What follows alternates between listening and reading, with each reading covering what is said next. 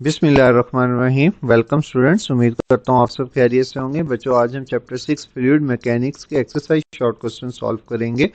और बच्चों, स्टार्ट करने से पहले अगर आपने चैनल सब्सक्राइब नहीं किया तो चैनल सब्सक्राइब कर लें ताकि इस बुक के तमाम लेक्चर्स आपको साथ साथ मिलते रहें। चलें स्टार्ट करते हैं। हमारे पास फर्स्ट क्वेश्चन है, what is upthrust, explain with the help of examples. Upthrust जो होता है बेटा, वो अपवर्ड डायरेक्शन में फोर्स होती है फ्लूइड की। जब भी हम किसी ऑब्जेक्ट को फ्लूइड में रखते हैं तो फ्लूइड अपवर्ड डायरेक्शन में ऑब्जेक्ट के ऊपर फोर्स लगाता है। उस फोर्स को हम अपथ्रस्ट या बॉयंट फोर्स के नाम से जानते हैं। थ्रस्ट और buoyant force is the upward force that a fluid like water exert on object immersed in it. For example, a rubber duck float on water because the water pushes it up, balancing its weight, and the formula of thrust is F is equal to rho GV, where rho is the fluid density, G is gravitational acceleration, and V is the volume of object. Next question है हमारे पास, define and explain Archimedes principle. Archimedes principle जो बच्चों होता है, जब हम object को फ्लूइड के अंदर रखते हैं तो ऑब्जेक्ट के वेट के इक्वल अपोजिट डायरेक्शन में एक फोर्स लगती है और इस फोर्स को आर्चिमीदेस प्रिंसिपल में हम एक्सप्लेन करते हैं। Archimedes principle state that an object submerged in a fluid experience upward buoyant force equal to the weight of the fluid it's displace.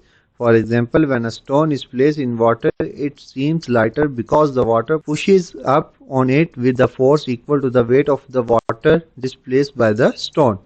Next question है हमारे पास, What is viscosity? Explain. बच्चों, viscosity जो होती है वो हर fluid की layers के दरमियान में फ्रिक्शन होती है और जिसकी फ्रिक्शन जितनी ज्यादा होती है उसकी विस्कोसिटी उतनी ज्यादा होती है। फॉर एग्जांपल, ये वाटर की विस्कोसिटी कम होती है जिसकी वजह से वो इजीली फ्लो कर जाता है, जबकि हनी यानी शहद की विस्कोसिटी ज्यादा होती है, वो बहुत स्लो फ्लो करता है। Viscosity is a measure of how thick और sticky a fluid is. It describe how much a fluid resist flowing.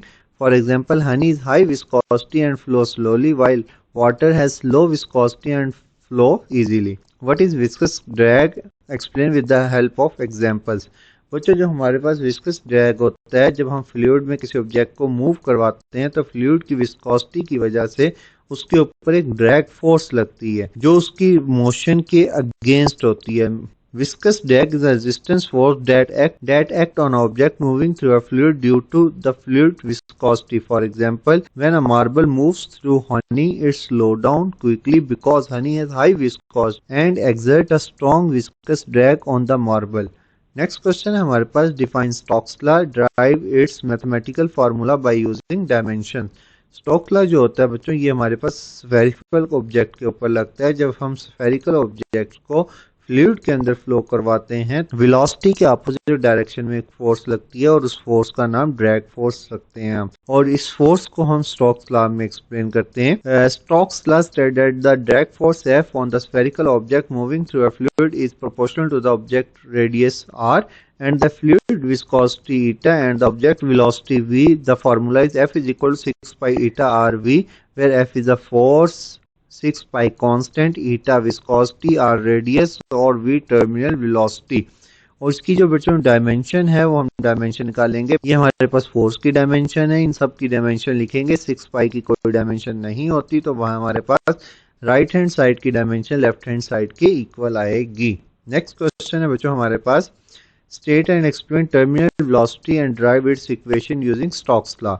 बच्चों, टर्मिनल वेलोसिटी का कॉन्सेप्ट समझना बहुत ज़रूरी है। इनिशियली जब हम बॉल को एक पॉइंट से थ्रो करते हैं नीचे की तरफ, ड्यू टू ग्रेविटेशनल एक्सेलरेशन उस पॉइंट से बॉल नीचे की तरफ मूव होना शुरू होती है, लेकिन वहां पर उसकी वेलोसिटी कम होने की वजह से ड्रैग फोर्स कम होती है और फोर्स ड्यू टू ग्रेविटी ज्यादा होती है। यहाँ से रेड कलर के सिंबल से आपको शो भी करवाया जा रहा है, ड्रैग फोर्स कम है, फोर्स ड्यू टू ग्रेविटी ज्यादा है, लेकिन जैसे ही उसकी वेलोसिटी बढ़ती है तो ये दोनों अपोजिट डायरेक्शन की फोर्सेस एक दूसरे के इक्वल हो जाती है। यहाँ इस पॉइंट तक जितनी वेलोसिटी ऑब्जेक्ट ने गेन की होती है वही उसकी टर्मिनल वेलोसिटी कहलाती है। फर्स्ट करो, यहाँ पर उसकी वेलोसिटी 0 थी, यहाँ पर उसकी वेलोसिटी 5 थी, यहाँ पर 10 मीटर पर सेकंड से वो ऑब्जेक्ट मूव करेगा। अब उसकी वेलोसिटी चेंज नहीं होगी। इस कांस्टेंट वेलोसिटी का नाम जो है वो टर्मिनल वेलोसिटी होता है। यूजिंग स्टोक्स लॉ 6 पाई ईटा RV और ग्रेविटेशनल एक्सेलरेशन 4/3 पाई R क्यूब रो G, और यहाँ से हमने ड्रैग फोर्स ग्रेविटेशनल फोर्स का फार्मूले को इसके इक्वल करेंगे तो हमारे पास टर्मिनल वेलोसिटी आएगी 2R² rho G divided by 9 eta.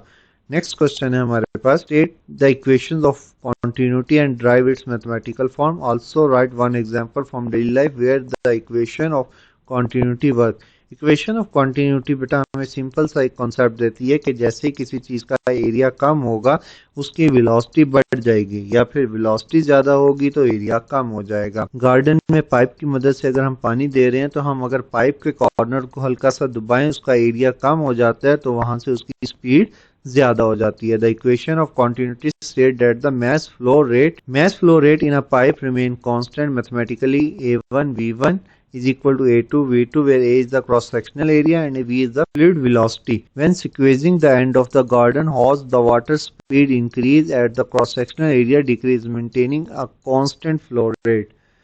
Next question है बच्चों हमारे पास, state and derive Bernoulli's equation, also discuss its application in our daily life. Bernoulli's equation जो होती है बच्चों ये हमें कहती है कि हमारे पास pressure, kinetic energy, potential energy per unit volume, इन सब का सम हमेशा कांस्टेंट रहता है।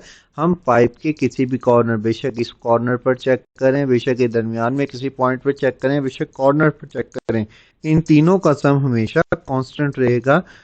Bernoulli's equation state that the sum of pressure, energy, kinetic energy, and potential energy per unit volume is constant along a streamline. This equation is pressure plus kinetic energy plus potential energy is equal to constant. It is derived from the conservation of energy principle, considering the work done by pressure force and changing in kinetic and potential energy. Application में बच्चों हमारे पास aeroplane wings use Bernoulli's principle to create lift. The air move faster over the top of the wing, reducing the pressure and creating upward lift force. Next question है बच्चों हमारे पास last question, define and explain Torricelli's theorem.